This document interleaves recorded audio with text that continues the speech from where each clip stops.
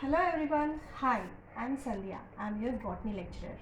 In this video, I'm going to start a new chapter, Morphology of Flowering Plants. Coming on to morphology. What do you mean by morphology? Morphology means it is the study of structural organization of plants. Logy means study, morpho means structural organization of plants. So that is morphology. So, if you see a plant, take for example, if you see a plant, this is what we are going to see a plant, isn't it? The plant is going to be like this.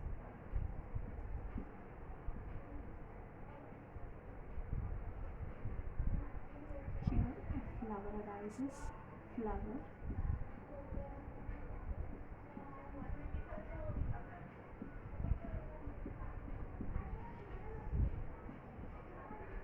Okay, this is a plant, isn't it? So, the part which is present below the soil, the part which is present underground is called as root system. Okay, the underground portion of the plant is called as root system. Then the portion of the plant or the part of the plant which is present above the soil is called as shoot system. Okay, so today in this video I am going to cover about the root system, everything about the root system.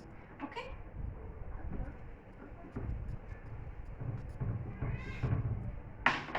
So in this root system, the subtopics which I am going to cover are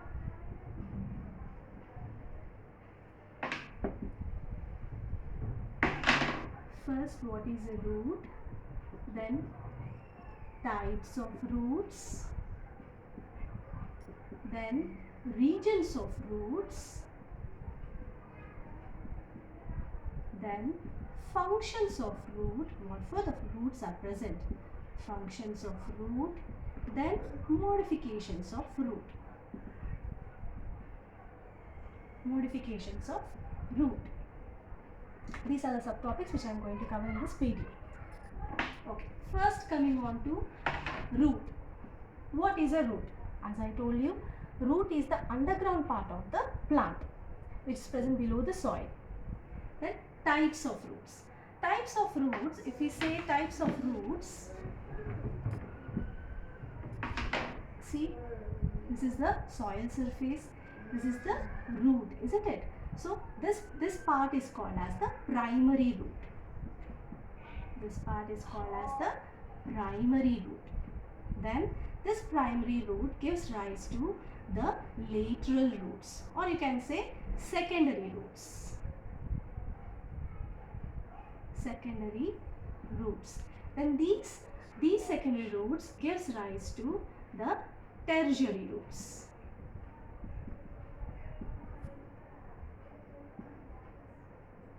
Okay, now you might be getting a doubt that where from the root system is going to come. So if you see a seed, when the seed germinates, the first part which is going to come out is nothing but the radicle.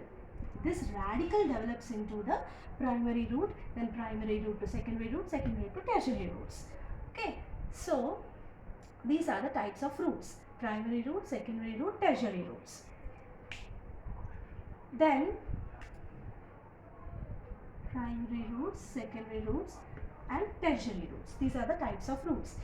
Again, it is about the from where they are coming, the types of roots from where they are coming. Then there are other types of roots are there, which are nothing but the taproot system, taproots, then fibrous roots, then adventitious roots. Another type of classification of types of roots. So taproot system means this is what the diagram of taproot system, where the radicle develops into a root, a standard root which goes deep into the soil, and then it develops into secondary roots and tertiary roots. This is nothing but the taproot system. But in case of fibrous root, what happens? The primary root is short-lived. Short-lived in the sense it is going to grow for some time, then it is going to vanish, and a number of roots are going to come up like this. So these are nothing but the fibrous roots. This taproot system is present in dicots. Dicot means a seed having two cotyledons. Fibrous roots are present in monocots. Fibrous roots are present in monocots, means like a seed having one cotyledon. Then coming on to adventitious root system. Adventitious root system means the roots which are coming out other than the radicle. When the roots are developing other than the radicle, as we all know, the radicle is going to develop into root system. But in this type, what is happening? The roots are developing from other parts other than the radicle. Like for example, if you take a banyan tree. This banyan tree is a very big tree, isn't it? Its branches are very big. So from the branches, the roots are going to come up like this. Okay, this is a banyan tree. So these are nothing but the adventitious roots. Okay. Now coming on to, this is about the types of root system.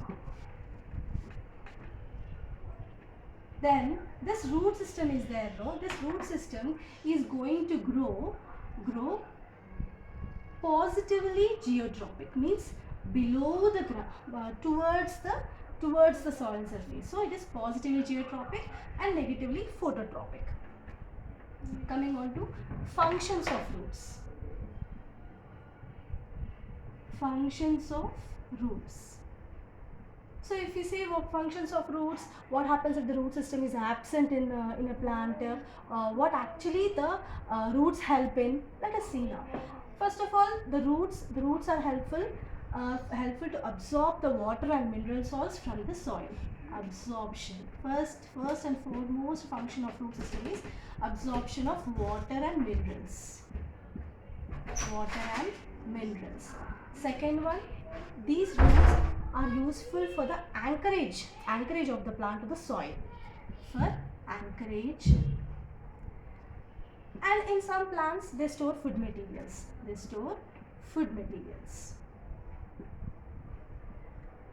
And in these root, in most of the plants, the hormones are synthesized in the root system. So these are the functions of roots. Coming on to the regions of root now. Regions of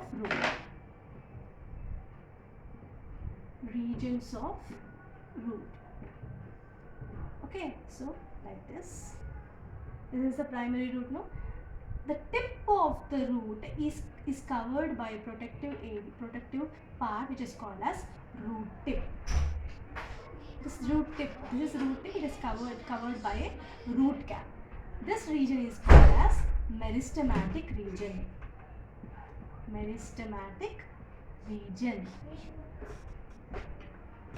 Then the region which is present above the meristematic region is called as root of elongation or elongation region, where the root is going to get elongated.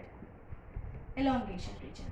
Then above the elongation region is the maturation region, where the cells get matured and they perform a specific function. Like the cells are going to develop into root hairs, and these root hairs are useful for the absorption of water. So here this whole region is called as maturation region.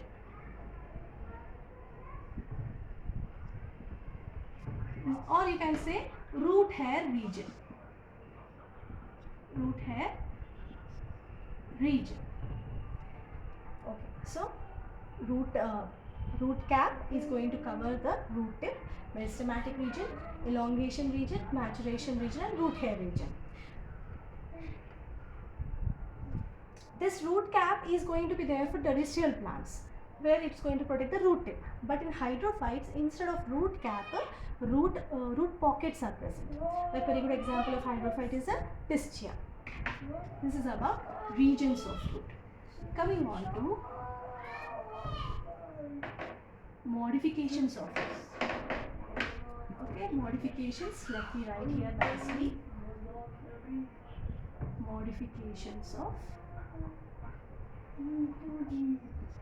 root. There are about 8 modifications. Many are there, but now in this video I am going to discuss about 8. Okay, first one is storage roots or fleshy roots. Okay, here The main functions of root is absorption of water, anchorage, and synthesis of plant hormones we have studied. Here, the roots are modified. They change their structure to perform special functions, extra functions, such that the plant can survive in the extreme conditions also. Whatever may be the environmental conditions, the plant is going to survive by changing its structures. So the change in structure of the root is nothing but the root modification, where the structure is changed to perform extra function or a special function. So here in the storage root or fleshy root, the roots are going to store the food materials. In this case, we can say tap roots. Tap roots are of three types. Again, napiform on the shape, then fusiform, then conical shape.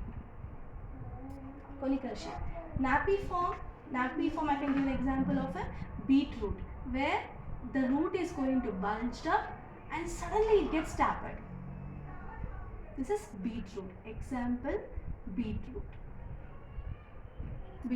Fusiform, gradually getting tapered towards the tip like this. Example, radish. Radish is the example.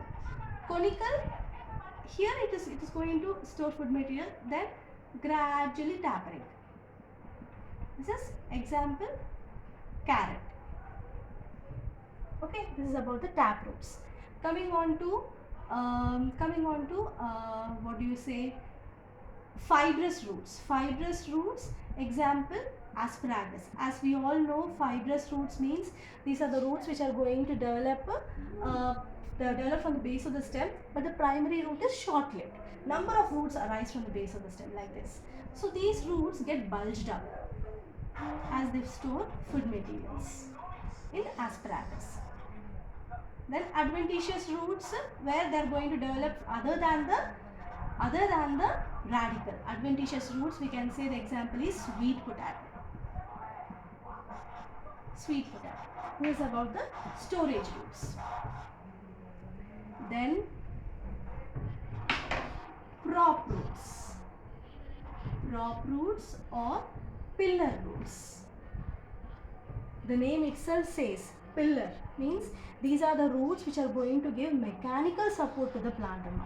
For example, if you take banyan tree is a very, very big tree, isn't it? Its branches are widespread.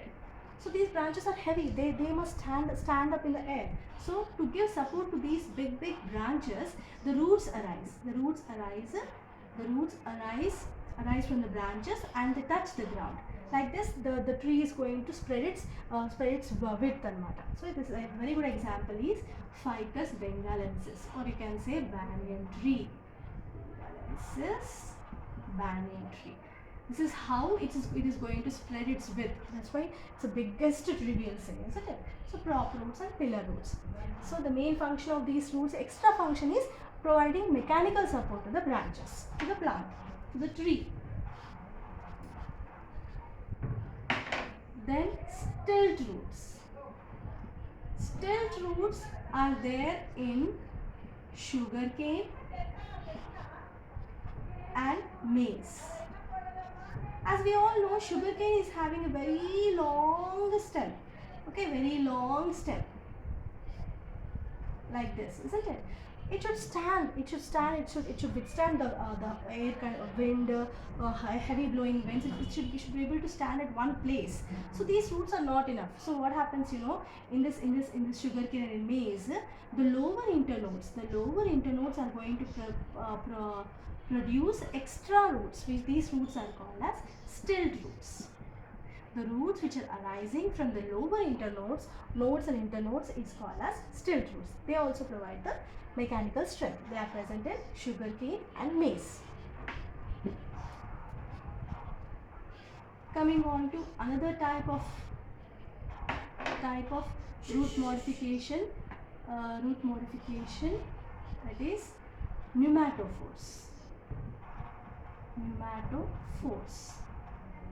or we can call them as breathing roots, or we can call them as aerial roots, or we can call them as respiratory roots. Okay, so generally the roots are going to grow into the soil, inside the soil, below the soil, underground. But these roots are going to come up. They are going to grow above the soil, negatively geotropic. Okay, why? Why do you think they are going to come up? Why? Because some plants are there which are going to grow in swampy conditions, swampy areas or waterlogged conditions. Waterlogged conditions means it's like kitchen, you know, this is for the waterlogged conditions where the roots are cannot breathe in the soil. Okay, waterlogged conditions, swamped conditions. Then these such type of plants are called as mangroves. So in mangroves, these roots are present because these roots are going to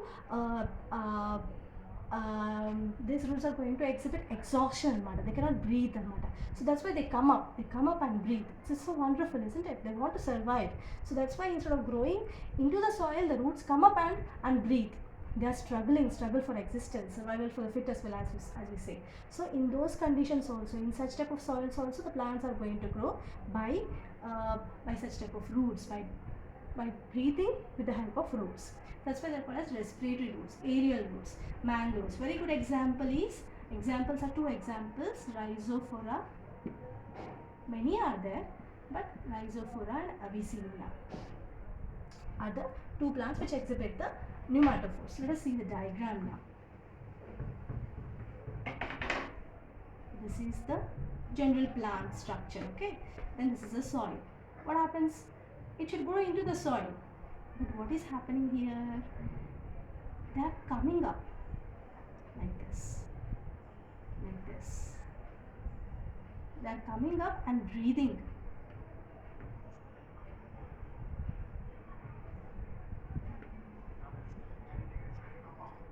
Like this. So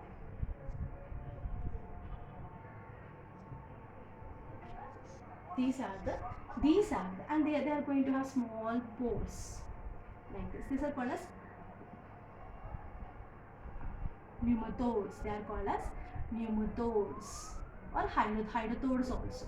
Pneumatodes, where they breathe, and with the help of these pores, the plant is going to breathe. Okay, these are the pneumatophores. These are the pneumatophores. You can say pneumatophores. Okay. Coming on to next modification, velamen roots. Velamen roots. What do you mean by velamen roots? These are the roots which are going to absorb the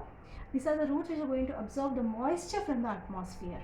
From the atmosphere. They are going to grow on the big trees. Like if you see in forest, big trees are going to be there. So the small plants cannot survive. So some plants grow on the treetops. So such type of plants are called as epiphytes. So on the treetops, they are going to grow and they are going to absorb the moisture from the atmosphere. Very good example is Vanda. Coming on to hostorial roots. Hostorial roots, or you can say parasitic roots. Parasitic roots are those roots which are present in parasitic plants.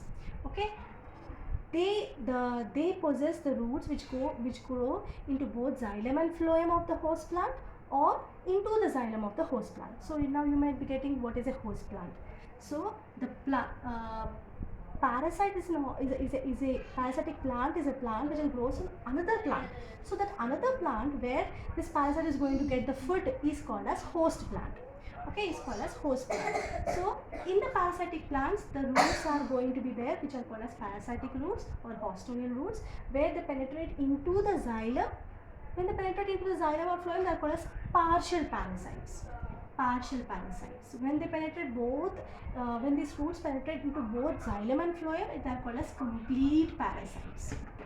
complete parasites. Partial parasites and complete parasites. Partial parasites, Striga and Viscum are the examples. Complete parasites, Casucuta and Rafflesia. Rafflesia are the examples. Okay, so let us see about the diagram. So how they are going to grow? Like if you take the example of Striga, this is a plant, isn't it? The root is there, the roots are there. So on this, it is going to grow like this. This is the example of parasitic roots in Striga. It's a root parasite like this. It is going to grow root from the root. Striga, hostoil roots. Now coming on to nodular roots. Nodular roots are those roots which have nodules, root nodules, bulb, like roundish structures. The root is going to have root nodules, and these nodular roots are the characteristic feature of Fabaceae members. Are the characteristic feature of Fabaceae members. Fabaceae is nothing but it's a pea family. Pea, bean, Fabaceae, like leguminous members. Okay, so this is the root. Okay, root nodules means like this. The nodules are going to be present on the roots.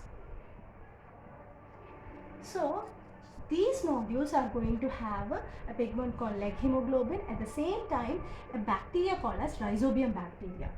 This Rhizobium bacteria is a symbiotic bacteria which lives with the plant in association, mutual association with the plant.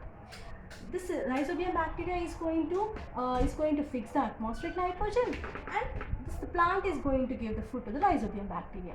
So mutual understanding, symbiotic association. Okay, so these nodular roots are helpful for nitrogen fixation. They are helpful for nitrogen fixation. They are present in pea, bean, all the plants, all the pea family members are going to have the nodular roots. This is a characteristic feature of the Fabaceae members. Then photosynthetic roots. You might be wondering, photosynthesis. How come the roots can perform photosynthesis? Yes, they can perform photosynthesis.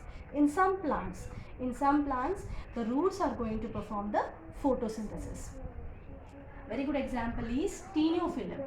Here what happens in big forests, the small plants cannot survive. They grow on in the deep in the soil, and they cannot get the sunlight. They cannot prepare the food materials. But still, they want to survive. And they are surviving. How they are surviving? These small plants are growing on the tree tops of the big trees. So if you take the trunk of a tree, on this, the photosynthetic roots are going to come up like this. Green roots are going to come up. Then it is going to have clinging roots also, where it is going to attach to that of the plant. Okay, these are the photosynthetic roots, which are green in color. So while drawing, be careful, you should draw with green color. Okay, they are photosynthetic roots. Photosynthetic roots, the roots which perform the photosynthesis. Thank you.